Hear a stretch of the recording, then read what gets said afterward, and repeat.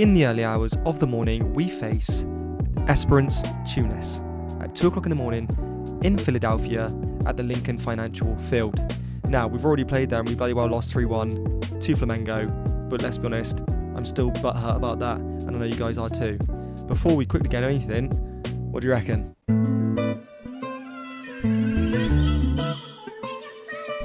It's bloody beautiful, isn't it? Look.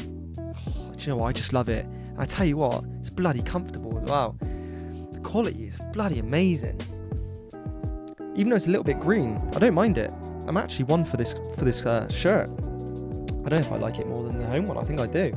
Either way, it's comfy. Anyway, one of these could be yours if we get to 1,000 subs and I pick you and you win, okay?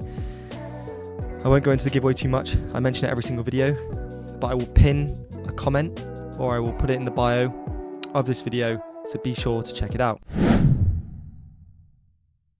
Okay, so obviously in this video, we're going to run through players.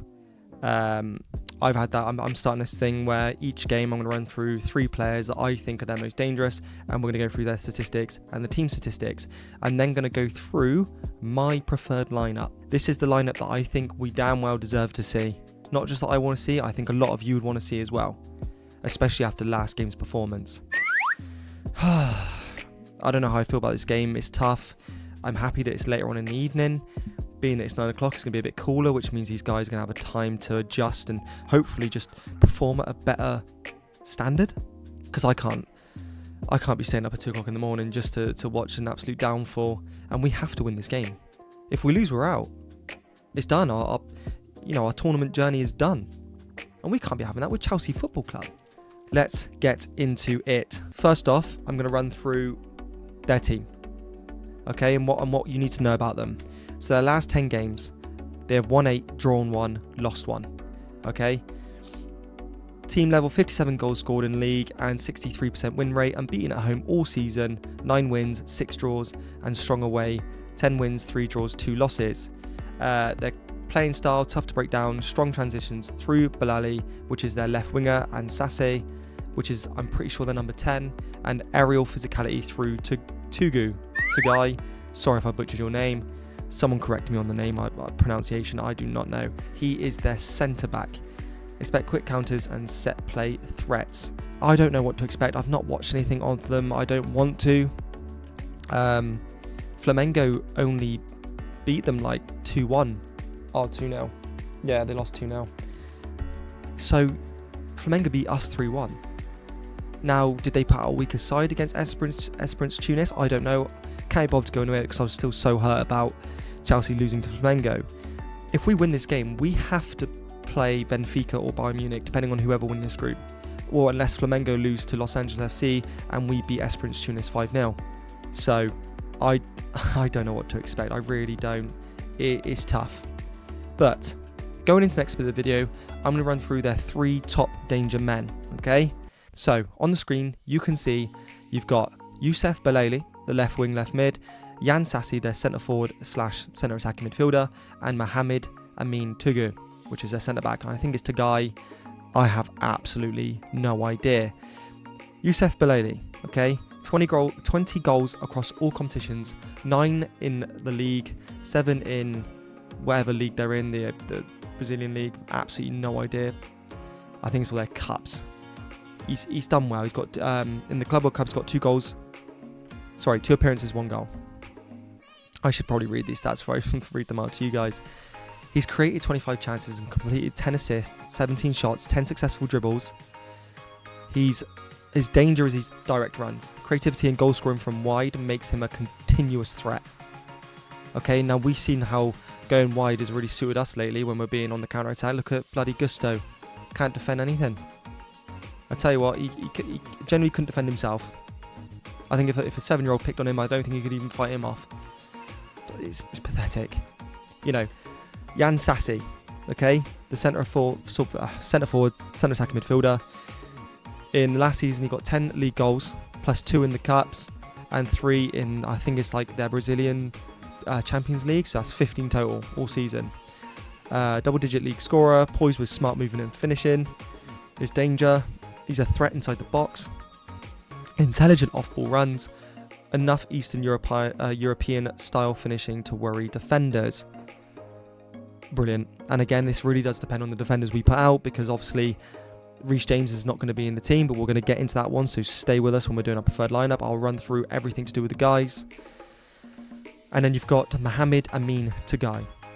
Okay, this guy is 25, he's an Algerian international, he's 1.91 meters tall, which is strong defensive, dynamism, shit. He's instrumentation in defense. He's 0 goals, 0 assists, but he's disciplined. Okay, 34 clearances, 27 aerial duels won, 18 interceptions, 22 long balls, 85 pass accuracy.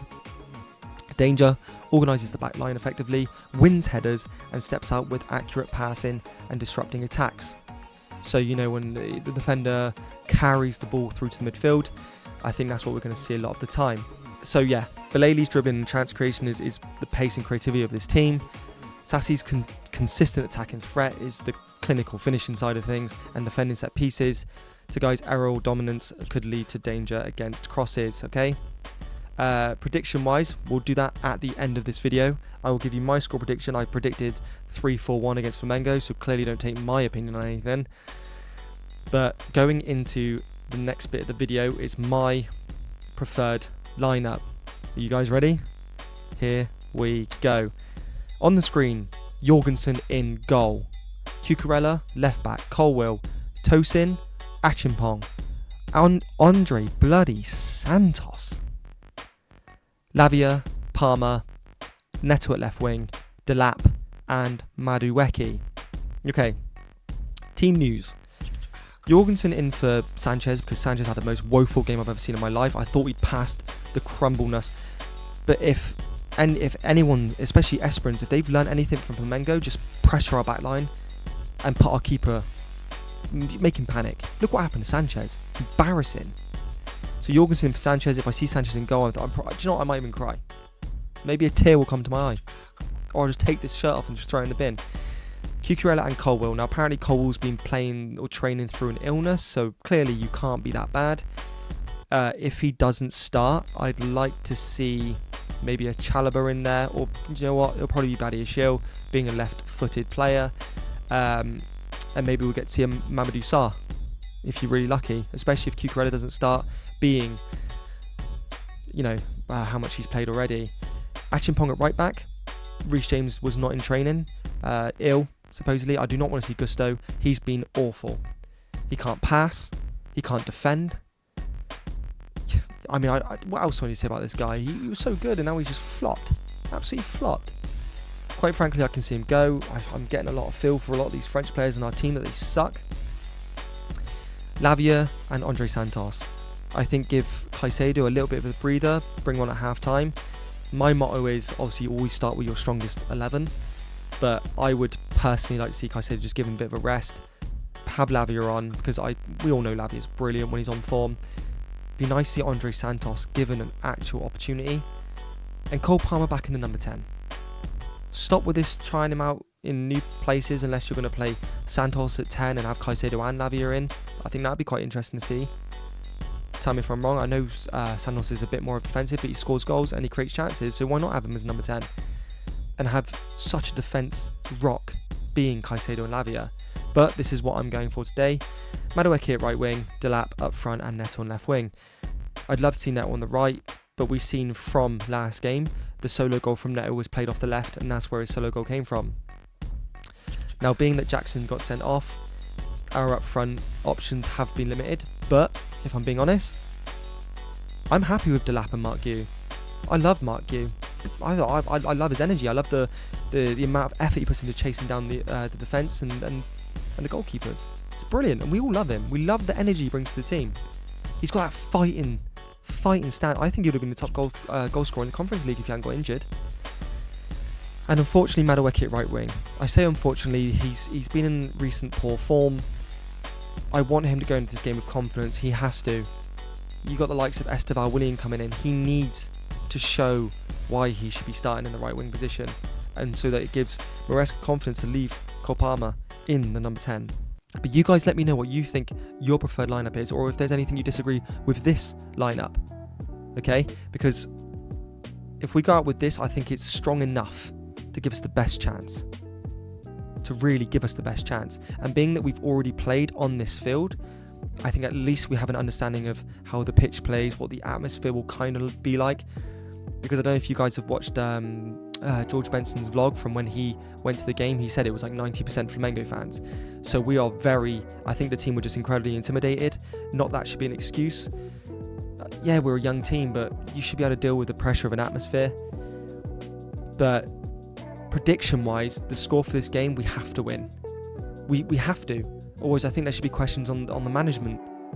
Okay, I think as much as you'd love to back a manager, and what was it, Felipe Luis came out, you know, the old Atletico Madrid player who now manages Flamengo, came out and said that he lost 4 nights of sleep because of Maresca's tactics. He beat us 3-1, mate. So clearly those 4 nights of lost sleep were a win for you. Yeah, I think we're tactically we're very well done when it comes to possession and holding, but I think when it comes to creating chances, I think we suck because we don't finish them. But is then that down to the players' abilities and Maresca getting the best out of their abilities? I don't know. You look back at Brighton when Cucurella could run forward and take shots and everything like that, and now he's scared to take on players. He looks terrified. He just wants to pass back every time he goes forward. Neto can deliver such a beautiful ball into the box, but there's always never a number 9 to be there. So I'm hoping Delap can be that man in this game. And I can see Mark Gu coming on maybe in like the 60th, 70th minute just to give Delap some time, to get really used to this team. But yeah, I'm really hoping Madueke pulls his finger out and does well. I hope Achimpong starts. If Gusto starts, I think we're screwed, because I think the pressure on Gusto's shoulders now to deliver for this team is going to be so high. So high. Lavia, I've got no fears in Lavia. I think he's bloody brilliant. He manages the midfield so well. I just really want to see Andre Santos given a chance. We can't be seen to be losing this guy to another team. It's like when Astafel Willian comes, you might as well just welcome him to Strasbourg now. That's how how it feels to have a lot of these young players. You just never know what's going to happen. Mamadou Sarr, is he going to be given a chance? But yeah, man of the match for this game. You know what, 3-3. I'm going, last game I said Cole Palmer, he was nowhere to be seen. I'm going Neto again. If Neto doesn't start, and I had to pick someone else, I'm going to go Delap. I think Delap's going to score 2 goals. I think he's going to get 2 goals, maybe even a hat-trick. Maybe a Delap hat-trick? First Chelsea hat-trick? An absolute stinker. Who do I think is going to have an absolute stinker? If Gusto starts, then Gusto. But who do I think will have a stinker? Madueke or Palmer. I know that's horrible because we love Palmer. But lately, he's just been a shadow of himself. So, stinker of the game, I'm going to stick my guns, say Madueke. We all know Palmer has moments of brilliance. And I think Madueke has snippets of brilliance. But it's never enough to just continue it on. Okay, so let me know in the comments if you want me to stream this at 2 o'clock in the morning. I know I've said it plenty of times, but trying to set it up and get all this stuff ready for the stream seems to be quite a pain in the ass. Quality wise, even though I'm doing pretty well for setup, it wasn't. I don't know if you guys seen or if you've had notifications of me trying to set this up. I'm so sorry. It just would not let me private any of it, so I just kept doing it over and over again, and it was absolute pain. Okay, am I nervous for this game? No, but I'm not exactly 100% confident.